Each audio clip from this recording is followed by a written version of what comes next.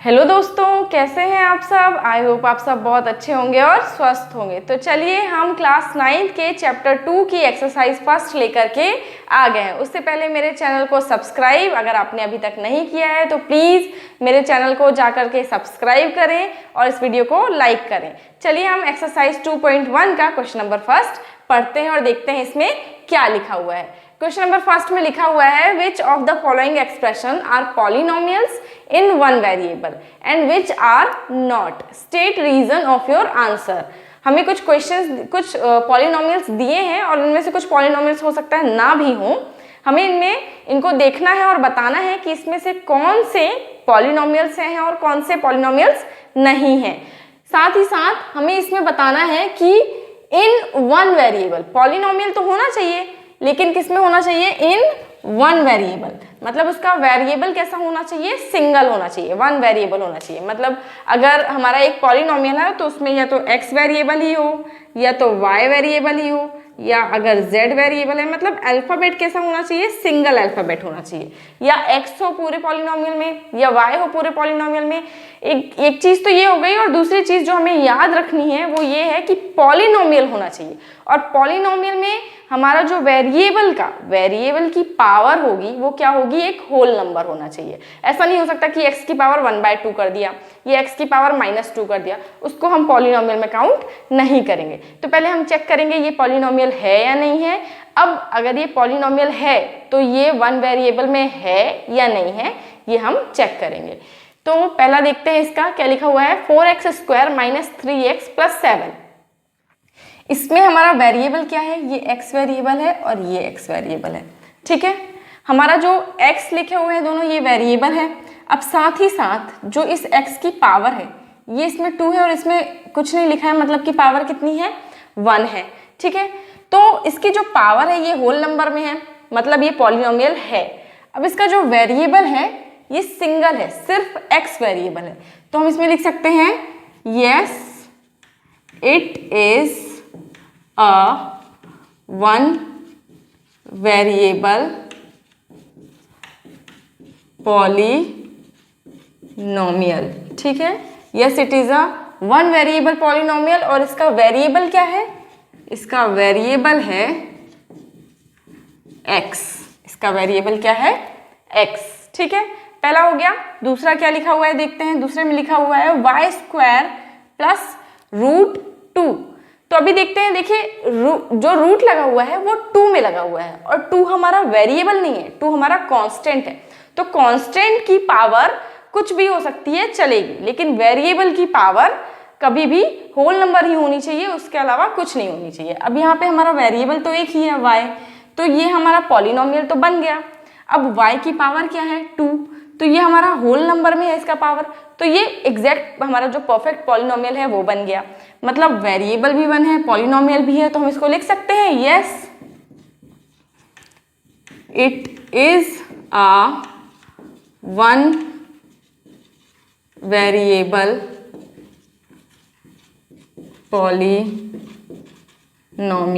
और इसका वेरिएबल क्या है, variable is equal to y। इसका वेरिएबल क्या है, y है। ठीक है, ये हो गया।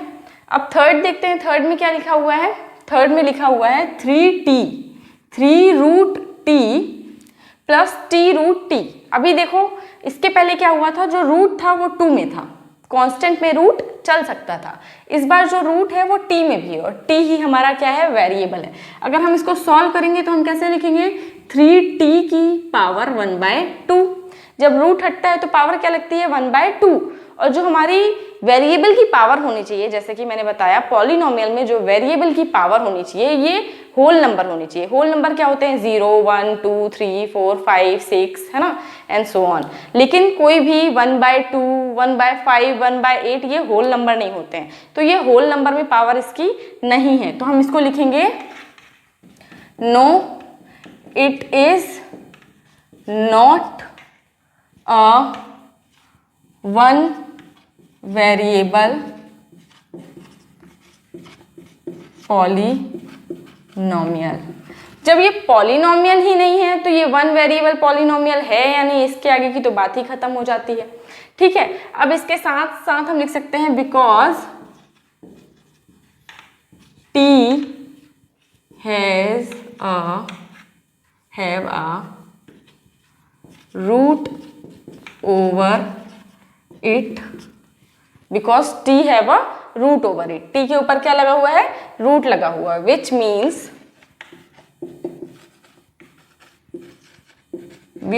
means the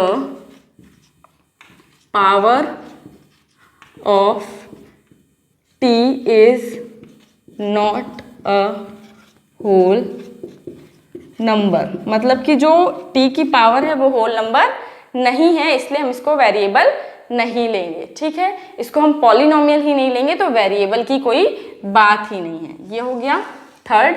अब इसमें फोर्थ में देखो, इसमें y है प्लस 2/y है। अब इसमें हम देखेंगे ये क्या है, 2 में y है। अगर मैं इस y को ऊपर भेजूंगी, ठीक है, तो इसको मैं कैसे लिखूंगी, y plus 2 into y to the power -1। अब मैंने बोला कि जो पावर होनी चाहिए वो होल नंबर होनी चाहिए। क्या -1 होल नंबर है? नहीं, ये होल नंबर नहीं है, तो हम इसको लिख देंगे नो। वापस से वही बात, ये पॉलिनोमियल ही नहीं बना, तो ये वन वेरिएबल है या नहीं उसकी तो बात ही नहीं आती। नो इट इज नॉट, ये इसका है, ठीक है, it is not a one variable polynomial because the power of y is not a whole number। ठीक है, क्योंकि y की पावर होल नंबर नहीं है, हम इसको पॉलिनोमियल ही नहीं मानेंगे, तो वेरिएबल की तो कोई बात ही नहीं है। ठीक है, ये हो गया हमारा फोर्थ, ये हो गया हमारा फोर्थ। ठीक है, अब फिफ्थ क्या लिखा हुआ है, फिफ्थ में लिखा हुआ है x to the power 10, y to the power 3 और t टू द पावर 50। अच्छा, अब इसमें ये थोड़ा सा इनसे अलग क्वेश्चन है। इसमें देखो 3 वेरिएबल लिखे हुए हैं, x, y और t, 3 वेरिएबल लिखे हुए हैं। अब 3 वेरिएबल लिखे हुए हैं और हमें चाहिए क्या है, 1 वेरिएबल चाहिए है, 1 वेरिएबल चाहिए और लिखे हुए हैं 3 वेरिएबल। तो क्या ये हमारे पॉलिनोमियल में आएंगे? पॉलिनोमियल में तो बिल्कुल आएंगे, लेकिन ये 1 वेरिएबल पॉलिनोमियल नहीं होंगे, ये 1 वेरिएबल पॉलिनोमियल नहीं होंगे। तो हम इसको कैसे लिखेंगे, मैंने मिटा दिया है ताकि मैं इसको लिख सकूं। हम इसको लिख सकते हैं, yes it is a polynomial, polynomial तो है, बट द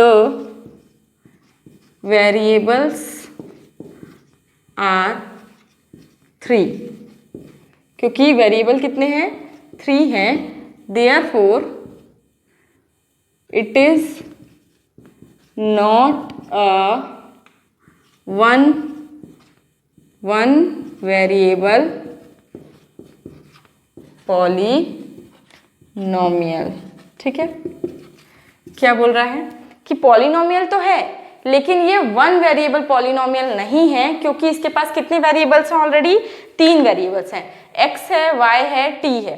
तीनों के देखो पावर क्या है, तीनों के पावर होल नंबर में है, तो ये पॉलिनोमियल तो बन गया, लेकिन ये 1 वेरिएबल पॉलिनोमियल नहीं है। ठीक है, तो हमने लिख दिया yes it is a polynomial, ये पॉलिनोमियल है, but the variable are 3, variable कितने हैं, 3 हैं, therefore it is not a 1 variable polynomial, इस वजह से ये 1 वेरिएबल पॉलिनोमियल नहीं है। यहाँ पे हमारा क्वेश्चन नंबर फर्स्ट खत्म होता है। चलिए क्वेश्चन नंबर 2 की ओर चलते हैं और देखते हैं इसे कैसे सॉल्व करना है।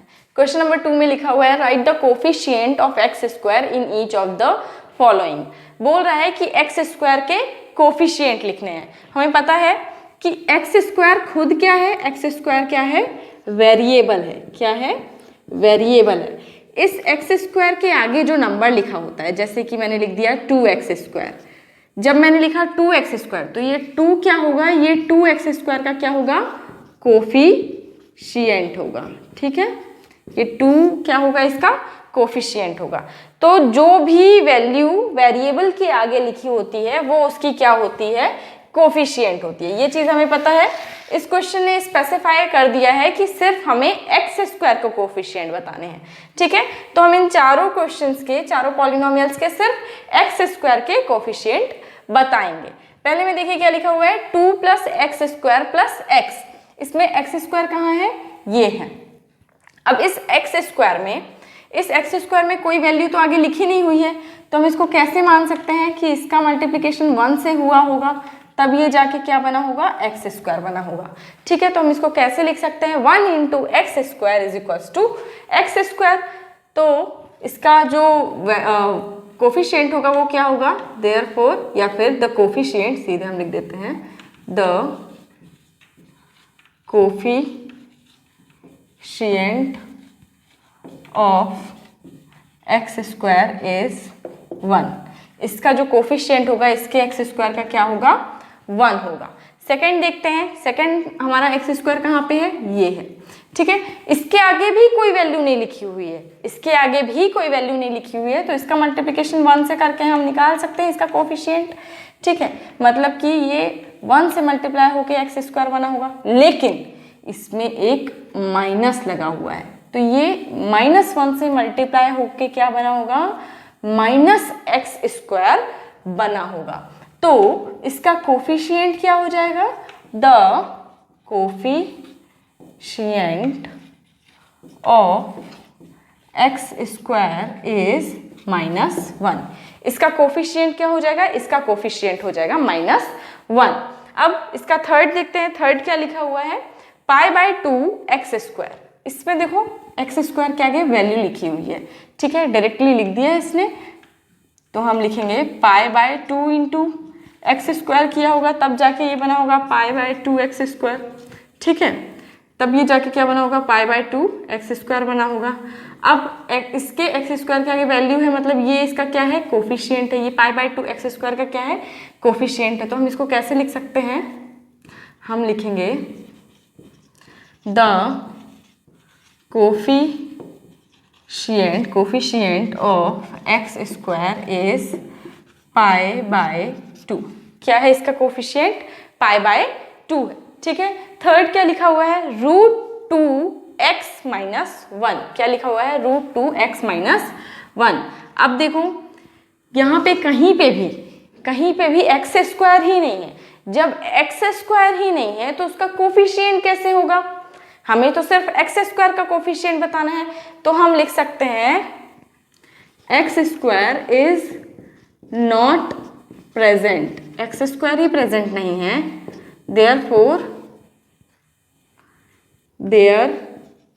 there is no coefficient, there is no coefficient of x².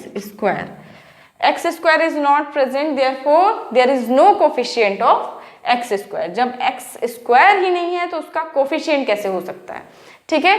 यहाँ पे हमारा क्वेश्चन नंबर 2 खत्म होता है। बहुत जल्द हम क्वेश्चन नंबर 3, 4 और 5 लेकर के आएंगे और सॉल्व करेंगे और इस एक्सरसाइज को खत्म करेंगे। तब तक के लिए good day, have a nice day, good luck, धन्यवाद।